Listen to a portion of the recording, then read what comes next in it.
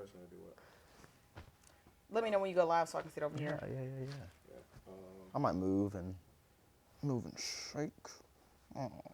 Okay, we have one viewer just waiting for. Hopefully that's not you. Perry News here. You can see the setup has changed a little bit. Before we get started, I would like to say this is going to be like a weekly segment or a bi-monthly segment where we kind of like sit down and just have a conversation. So my guest today is Cody.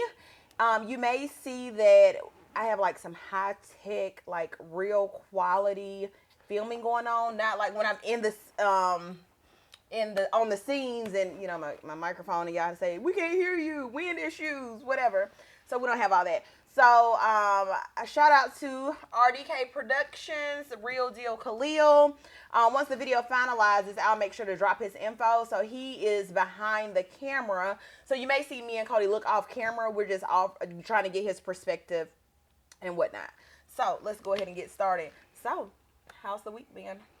I mean, I know it just kicked off, but still. Yeah, I was about to say, I mean, Monday was definitely Monday, but I think just trying to get back in my routine. What is today? Monday or Tuesday? Today's Tuesday. Yeah, see, days are running together. Yeah, and this quarantine has me like. Oh, how's quarantine going? It was better a few months ago, I would say. Like I was working out, all the different stuff, but now it's just kind of like. Yeah, I mean, that's kind of like with me, like pre-quarantine, I was out, I was eating right. So, I was about to say doing all things not quarantine. Right. I was like doing OMAD and then bam, OMAD being 1 meal a day. And then they were like, oh, you're not coming back to school. And then I was just sitting on the sofa eating Reese's and everything else that I don't need to eat. Yeah, but it's hard losing weight. I don't think people understand. Unless you're a guy. Hard. Yeah, unless you're a guy. Guys like drop weight like that. But as far as like women, it is so hard losing weight, and I don't think that people understand that. Yeah, that's very true. Right. So. Well, I'm not speaking because I don't know. Yeah. I've heard. Yeah. And shout out to Cody. He put me onto a new album, Kanye West's Gospel Choir.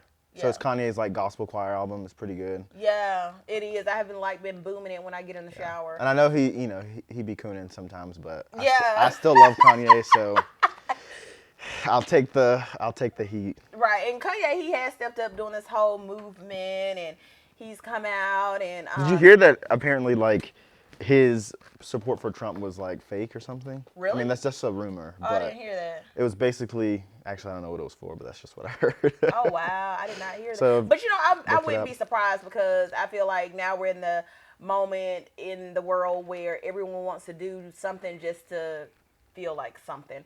So, if you see me clicking, it's only because I'm looking at the comments. So, moving right along, we'll get into what our segment is about. So, our segment that we'll be covering is going to be a few episodes, not just one. It will be covering education and race relations and how it pertains to us, of course, Black people. Now, you may get on and say, okay, let me log off because I'm not going to be on here forever. It's only 25 minutes. Give me 25 minutes of your time. That's it. 25, 30, unless the conversation just continues to go. So we'll get into our first question. And it's going to be a conversation. So it's not just going to be Cody talking. It'll be amongst both of us. So let's talk about our academic experience as far as from a racial inclusion perspective.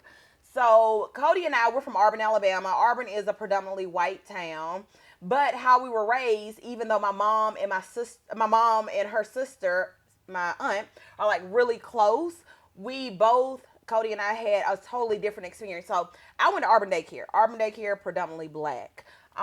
Cody. I went to Hardee's, which is predominantly white. Like daycare, and I definitely think that had an effect on.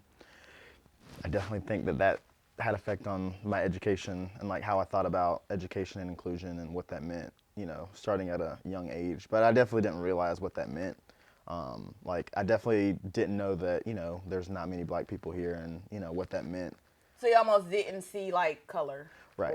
Definitely, like at a young age. Yeah, I feel like anyone at a young age, like you don't really see color. Until that, one maybe defining moment that kind of kind of lets your parents introduce that to you and Right. like as in a delicate way as possible. And I that's feel like. crazy because you say that like our parents introducing it to us, like we're naive, we're young, we don't see color, and then bam, we're hit with, oh, this person called me this person did that, and then your family like wants to have the race talk, or Right. sometimes they don't even have the race talk. They just say, okay, ignore it, and it's not like ignore. It is, hey, this is wrong. Something needs to be Right. done about it. Yeah. I mean, it's for me growing up going to Hardee's. Obviously, I had predominantly white kids. I mean, friends. So I think it was less me trying to be white per se, but as a young child, I'm just trying to be like my friends. You know, trying to fit in with my friends, trying to do the things that my friends did. It just so happened that most of those people were white. And I think that was part in because my mom put me in a predominantly white daycare. I think that I don't really know the answer to why she did that. Yeah, I'm curious as to the why, because I don't know if it is because, okay, Hardy's, I don't know if she saw it as being like superior to urban daycare, but, or if there were other logistics behind it that we just didn't see. But I'm a product of urban daycare, and I feel like I came out just fine. Courtney was too for longer years than me. He claims. I think it was like Yeah, 1 Courtney year. was there like a breath. Like, and then we're done. But he says that did something to him in terms of, Like defining who he is. yeah, I mean, and maybe it's him kind of looking at that time in his life and reflecting back on it. I don't know. Like in retrospect. Yeah. Yeah. But I mean, I think it's definitely, I mean, to hit the mic. I think it is common for a lot of black people to either move to different zip codes or move to different places because they want what would be a better education for Quote their kids. unquote better education. Right. But there's so much now looking back, there's so much that you would have to prepare your child for in terms of what to expect because being black in a predominantly white school, there's just some things that I feel like I wish I would have known, before senior year, which was my Like really what? big defining moment. I don't know, just to recognize I've always recognized my blackness and known that, like, I can't do some of the same things that, like, my white counterparts, like, could.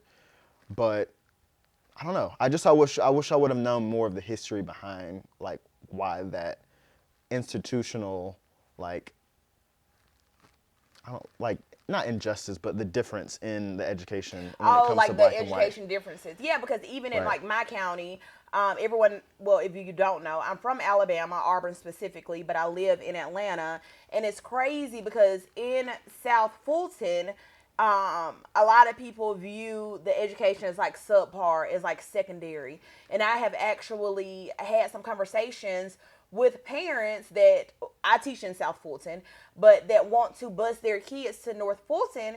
And to me, that's almost as hard as I work, because I feel like I work hard, as hard as I work, as much as I give to my students, I feel like it's almost a slap in the face for you to want to bus them north because you think the education is better when they're doing the same curriculum that we're doing. Nothing is different. So I think that's crazy. And then I've had one of my students, his brother goes to high school, so he has to get on the MARTA every morning. Mm-hmm. He commutes to a school in North Fulton, gets out, and then commutes back down south. And it's like of course, everyday process. And I think maybe our community, maybe the education community in South Fulton does need to do better, because I can only speak from my perspective. And my perspective is I think I'm a great teacher. However, I can't say that every single teacher is great. Just Right. like every politician is not great. Just like every congressman, every police officer is, let's be realistic here.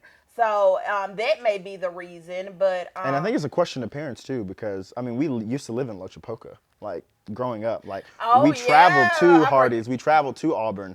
Before we moved, we went to Auburn City Schools, without necessarily being, in the zip code. zoned. Not necessarily being zoned for Auburn, especially like kindergarten or maybe a little bit before that. But yeah, we traveled to go to Auburn for school. That's just That's something I can't answer. And I think we as a community just need to do better. Right. Like we say we want black businesses and we want to pour into our community, but if a teacher or someone that you feel is incompetent or not doing their job or not pleasing you as a parent, you need to be vocal and let that be known and not think that the answer is let me pull my child and send them to another either portion of the district or a whole new district just because of your experience, because the path or the wheels are going to keep turning to no avail because no one has spoken up. Right. So but I definitely don't think, and when you think about, especially with moving to Auburn, like property taxes are like sky high. People can't afford to live in Auburn. So if it wasn't for, Granny and but was it really a property tax issue back in early 1992 as to why y'all went to Auburn over? That's a great question to ask Cynthia Locha Bass. Polka Indians. Cynthia Bass, tune in. I don't know. We want to know. Please drop something in the comments as to why you thought that Locha Polka was inferior to Auburn City Schools. Now, what's your profession? So tell the audience what you do now. So I am assistant account executive at a marketing communications agency in Atlanta called Jackson Spalding. And I've tried to work on my elevator pitch of like what I do, but we do so much different stuff. Like who's your biggest client or one of your biggest clients? A lot of Atlanta-based companies like Chick-fil-A, Delta, Orkin Pest Control, specifically the account that I work on. And we provide just a plethora of different services to them. Oh, speaking of Orkin, I have a funny story. So Cody used to live with me for a short portion of time. And I swear, after you moved, that next season of like the fall or whatever, I had no issues. But we saw these humongous ass spiders. And they were just... And she tweeted into Orkin. Yeah, Orkin was like, well, we think it's this kind of spider, and this is what you should do. So like, it's stuff like that. It's, social media management. It's digital strategy. So digital meaning like email, content, anything, online. We do a lot of social media. We do a lot of public relations, so your traditional PR. There's so much stuff that we do. But it's pretty cool. Yeah. I think it's a profession that a lot of people may not know about. And if you want to know about it, let me know. Yeah. But it's pretty cool. Okay, that's awesome. And then those that may not know me, because I started, Courtney said, Cynthia Bass said, don't slander her. She said, she moved me to Hardee's to get ready for kindergarten. You came along because she wasn't going to 2 daycares. Well, that's great. I don't know. I didn't know that. Right, didn't know that. And first of all, Cynthia, no one's slandering your name. Cynthia's my aunt, for those that don't know. My mom. Cody's mom. So we can go. I guess we can go back to education too. Yeah. So education, starting off Auburn Daycare, Hardee's, going through. When we thing about it is we went through the same school system. Right, but I can like sit here and honestly reflect and say that. Not that I know, it could have been like veiled racism, but not that I know. I don't think I have experienced any racism while I was in Auburn City Schools. Yeah, I think it was definitely like, not microaggressions, but I don't know. I didn't really see a blatant like showcase of racism at my time at Auburn. I don't recall ever having experienced that, but I know I would be naive to think that it didn't exist. Yeah, I think it'd be naive to think that it didn't exist, and I think that there are certain situations that there's certain situations that happen and information I wasn't privy to that would have allowed me to acknowledge some of the stuff that happened. But you know what, because I'm 33, and now that I reflect at 16, 17, 15, I wasn't as quote-unquote woke as I am now. So even if it had occurred, I think I would have probably just let it like slide off my back, but now I'll be ready to cut up.